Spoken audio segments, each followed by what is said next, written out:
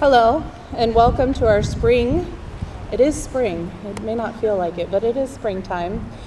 Time of Remembrance. I'm Sarah Krieger. I've had the honor of working at Iowa City Hospice for nearly 18 years, in many evolving positions, from a nurse case manager to now the CEO. I've also been a recipient of our care with the care of my mom. During this time at Iowa City Hospice, I've had the privilege to see the grief, joy, love, tears, and laughter associated with experiencing loss.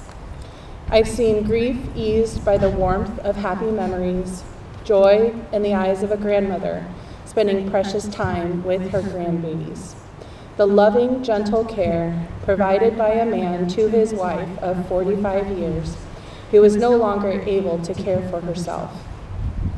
The tears and laughter of family members sharing bittersweet stories while gathered around their loved one's bed. I would like to start this memorial program by sharing my mother, Linda Hill, with you all. My mom was a nurse for over 25 years. She was passionate about serving those with mental illness and made a difference in the lives of many people during her time working as a nurse.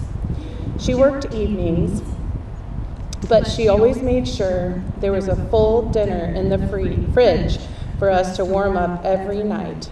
She loved her family fiercely and used food to show her love.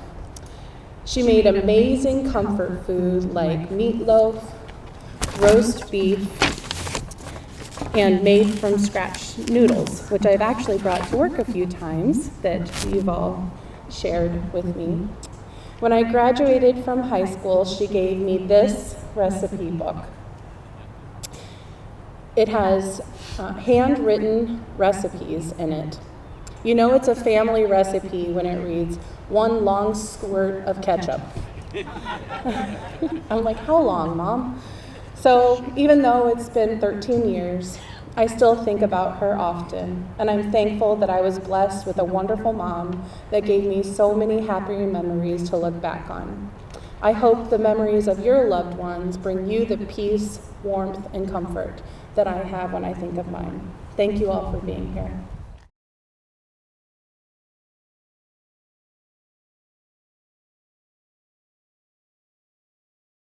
Good afternoon. I'm Ed Moriano. I have the privilege of being the bereavement coordinator and primary counselor for Iowa City Hospice, Iowa Care Community. Today's gathering is one expression of how we hope to continue to provide an honorable attention, recognition, support to all of you as you continue to journey. And please know my office in particular is one that always remains open, available, free of charge to you. If you ever feel like just having that additional listening ear or attention would be helpful, I'd be more than glad to accept the invitation. Yes, today was a little unexpected, as they all are. I'm glad to see all of you dressed a little warmly for it. This springtime gathering is one where we particularly turn to that larger book of truth, of wisdom, of nature. Hopefully those of us on the staff are offering words of meaning, of truth, of purpose, but sometimes we need something deeper than that. And being out in this lovely garden, it's an opportunity for that. So I hope you stay warm and you continue to turn to all of this. As I was reflecting on that, it did bring to mind these words. These words were penned by Anne Frank. And if we think about her journey, the tremendous restrictions, deprivations, changes that were brought to her, it's amazing that she writes words like this. And I offer this as an appropriate bow to the fact that we are gathered together even on a chilly April afternoon. And may you find meaning from her words, as I certainly have.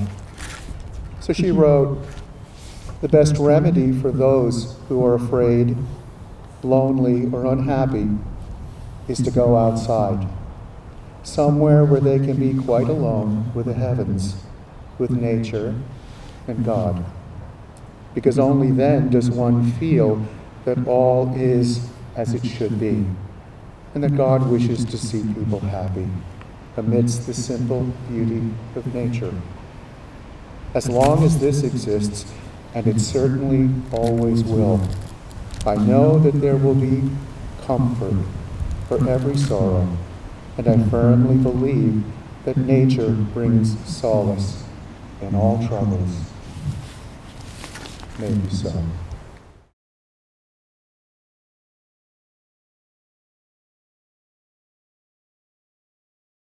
Hello, my name's Rhonda Miller. I'm a music therapist with Iowa City Hospice. I've been with Iowa City Hospice for about 9 years.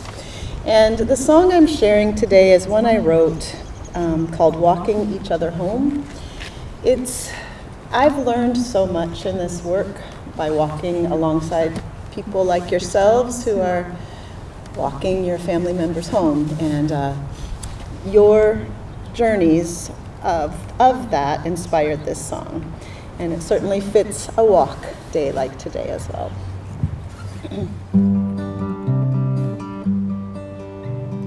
Walking each other home, walking each other home. We are all just walking each other home.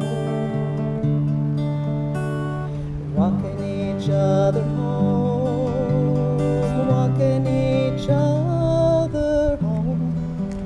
At the end of the day, we're walking each other home.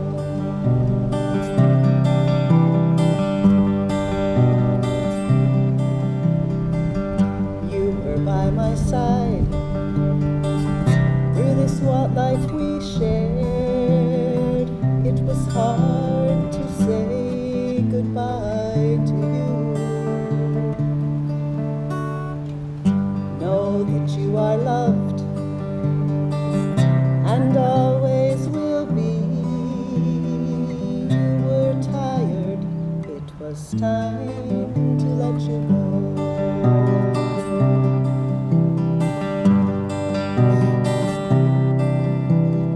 Walking each other home, walking each other home. We are all just walking each other home. Walking each other home, walking each other home. At the end of the day, we're walking each other home.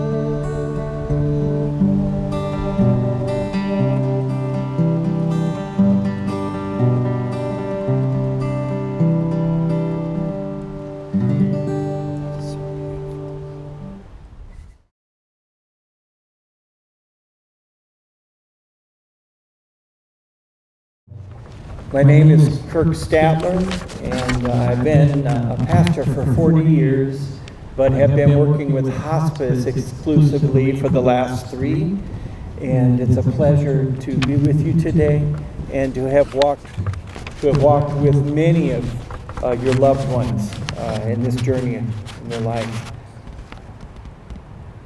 The simple fact is we are bereaved. That comes from the word bereft, which means to have something taken away. We indeed have had something taken away. But I hope you know, not everything. We grieve with you today.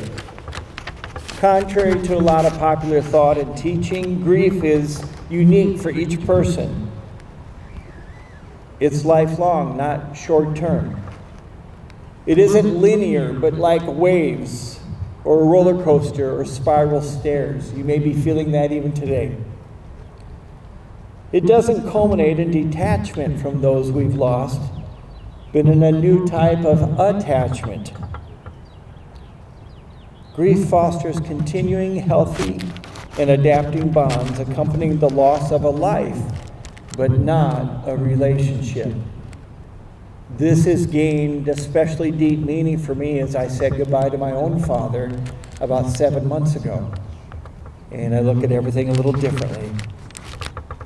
The highest magnitude loss, what we might call a catastrophic loss, can result in our mental and emotional trees being uprooted and leveled, much as the actual trees were destroyed in the recent tornadoes around us. And just as those who experience a natural catastrophe have no other choice but to shift their energies and efforts to the replanting of trees, the bereaved also have no other choice but to begin building a new self, a new life, with something missing. The city of Cedar Rapids, which is where I call home, lost 70,000 trees in the derecho. And the replanting will go on for a long time. Yes, it will never be the same, but it can actually be, I believe it will be, better one day. In my studies last year towards becoming a certified thanatologist, I discovered that far from growing unhappier, people report increasingly positive emotions as they age. They've become less prone to anxiety, depression, anger. They've experienced trials, to be sure, and more moments of poignancy, that is, positive and negative emotions combined. But overall, they found living to be a much more emotionally satisfying and stable experience as time passed, even as old age narrowed the lives they led. This raises a penetrating question that I hope you'll ruminate on for a while. If we shift as we age toward appreciating everyday pleasures and relationships rather than towards achieving, having, and getting, if we truly find this so much more fulfilling, then why do we take so long to do it? Why do we wait until we're old or older or facing life's end? Because these lessons are hard to learn. Really living is an acquired skill, and there are no shortcuts. Wisdom, calm, and peace are achieved over time. While there is an inherent loneliness in our journeys with grief, we do not have to journey along these timelines alone. I hope you're discovering that real community is not just a collection of people, but it demands a spirit of common concern and need.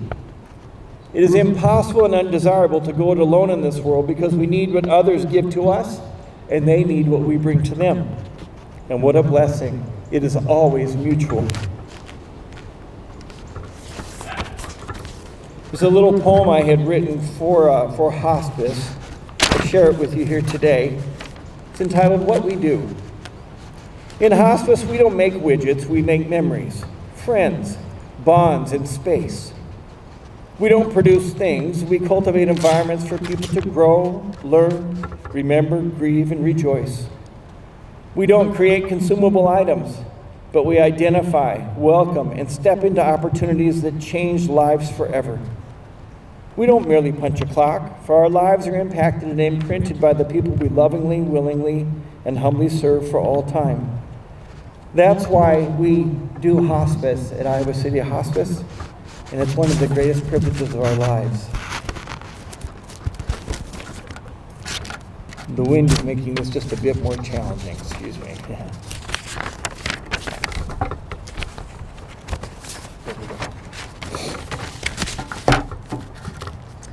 Author John Fitz, who I struggled to find out exactly what he did. I did a Google search and it said identity unknown, but he writes this, it just really struck me. He says, when I was about 8 years old, my family moved to Birmingham, Alabama. Mom and Dad bought a house on the side of one of the mountains surrounding the city. My father wanted a little more space, so he bought the lot next to us, ensuring there were no close neighbors. The problem was that the lot slanted steeply away from the house. So my dad, a salesman and always on the lookout for a deal, bought truckloads of dirt, and soon we had a level side yard. We put up a basketball goal and had a large yard to play sports. The problem with the field dirt was that it was filled with small, sharp, jagged stones that were a nuisance. They hurt our feet and were painful when we fell on them. My dad came to my brother and me and offered us 10 cents a bucket to pick up the stones. That was big money in 1953. So we picked up stones for hours on end. It seemed we had removed every rock there was in the yard, but then it rained. The next morning, we went out into our freshly picked yard, and there were thousands of small, sharp, jagged stones. It was as if we had never worked at all. I think of this when doing grief work. Sometimes we spend months dealing with feelings and the myriad of memories that bring pain and sadness. After months, it seems like we're making real progress. But then I'm told once again about the little things that bring pain, small things that have been forgotten, a place, a sound, a view, a smell, a 5 o'clock supper, the Hawkeyes on TV. And suddenly there are more little rocks to be dealt with. Each one is a painful reminder of the unfulfilled hopes and dreams that were suddenly extinguished. And we plod forward, taking one small stone at a time.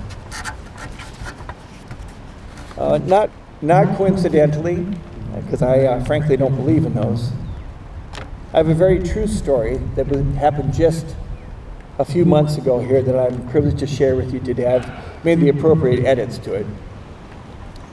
I had a very interesting church service, you might say, with a man who initially wanted nothing to do with spiritual care. We'd have never met at all if I hadn't been making supply deliveries to his home. At his request, I began to visit him, and on this particular day, I spent an hour and a half with this man. Now, this man would have probably characterized himself as marginally spiritual. He led me to believe that his earlier life experiences weren't that positive with faith. He was having trouble speaking today.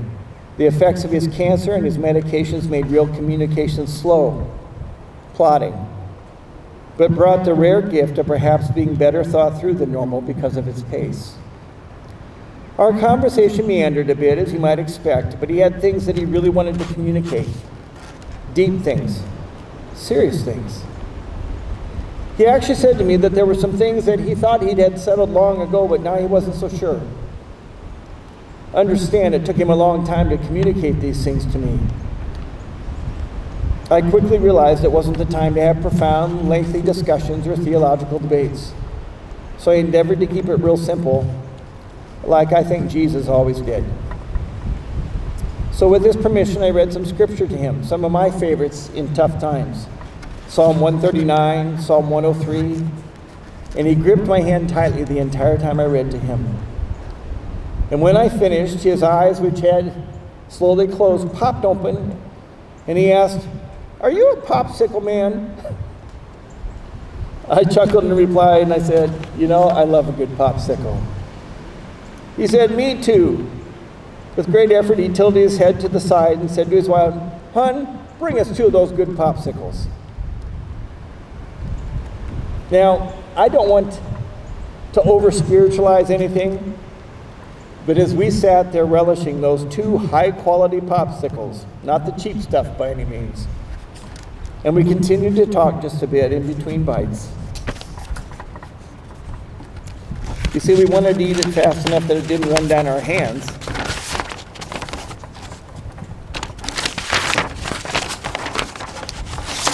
But we also didn't want to miss the sheer delight of the experience.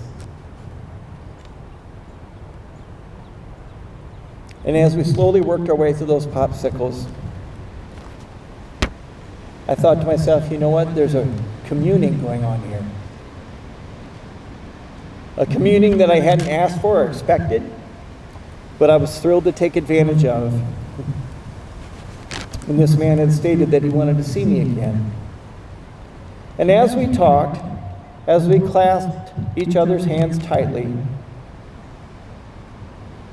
I knew that even though it wasn't grape juice or wine, and it wasn't bread or unleavened bread as we partook together, I tell you what, it was a holy moment. He knew it, I knew it. And one of the last things he said to me was, "Pastor, I hope we get to do this again." I said, "Me too." twice. It'd be nice to do it again here and together on the other side. He smiled and gave me a big thumbs up and said, "Thanks so much for coming, Pastor." That was the last time I ever spoke with him. But it was a moment I'll never forget. What a privilege. Such are the moments we are privileged to enter into with those whom we serve.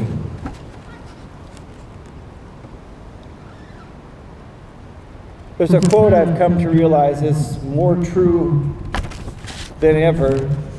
It says, "People often think that grief slowly gets smaller with time.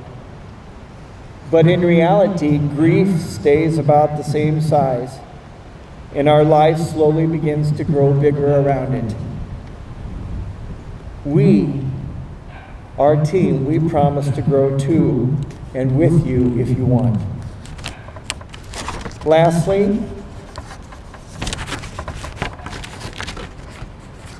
I bring to you a paragraph by Anne Thurman from her book, Meditations of the Heart. "We share with you the agony of your grief. The anguish of your heart finds echo in our own. We know we cannot enter all you feel, nor bear with you the burden of your pain. We can but offer what our love does give, the strength of caring, the warmth of ones who seek to understand the silent, storm-swept barrenness of so great a loss. This we often do in quiet ways, so that on your inherently lonely path, you may never walk alone." Thank you very much.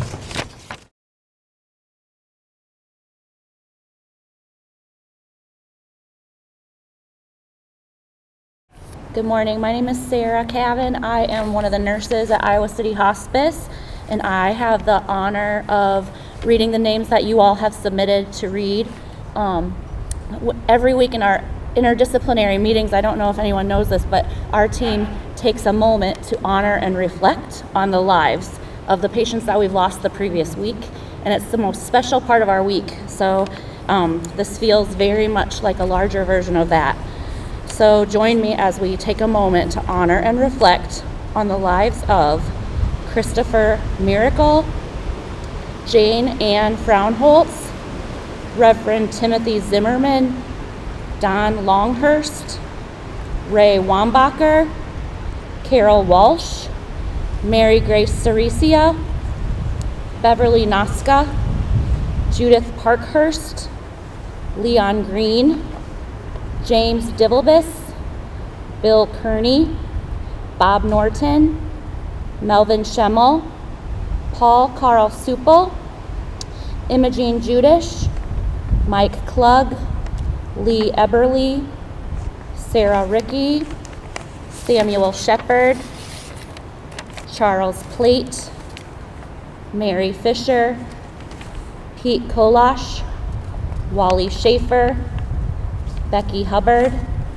Scott Drake, Mary Heacock, Robert Furmeister, Robert Furmeister Jr., and Gertrude Furmeister.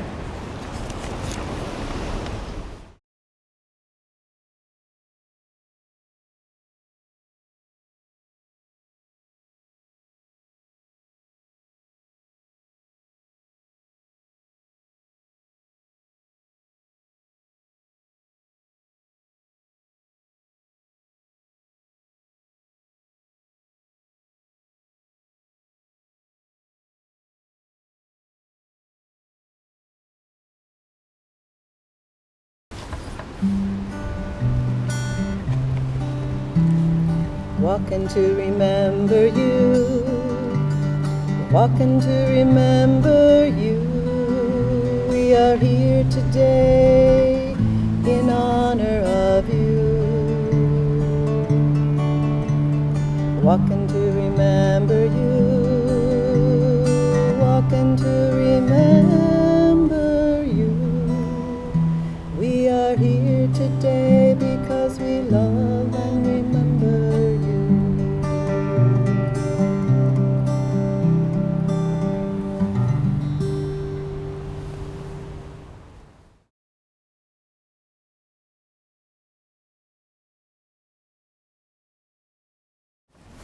This has been a precious time of memory, considering legacy, hopefulness. On behalf of our staff, let me convey to you our deep thanks for your presence, your faithfulness to come together this way. It's a gift for us in our work to be reminded again of what we hope has been faithful service, the joy, the pleasure of just seeing your faces again, and however the rest of this afternoon may serve you, whether it's maybe just saying hello to someone we haven't seen in a while, or you're taking just that private, solitary, personal counsel for yourself in this beautiful space. May it continue to serve you in your bereavement, in your journey, and know that you are not alone, that our staff holds you very much in our attention, in our thoughts, and we're ready to stand by again with you more presently if that would serve. I want to close with these words. Many of us are familiar with these. They are written by Sylvan Kamens and Rabbi Jack Reimer. At the rising sun and its going down, we remember them. At the blowing of the wind and in the chill of winter, we remember them. At the opening of the buds and in the rebirth of spring, we remember them. At the blueness of the skies and in the warmth of summer, we remember them. At the rustling of the leaves and the beauty of the autumn, we remember them. At the beginning of the year and when it ends, we remember them. As long as we live, they too will live, for they are now part of us as we remember them. When we are weary, in need of strength, we remember them. When we are lost and sick at heart, we remember them. When we have decisions that are difficult to make, we remember them. When we have joy we crave to share, we remember them. When we have achievements that are based on theirs, we remember them. For as long as we live, they too will live, for they are now part of us as we remember them. May it be so. Go in peace.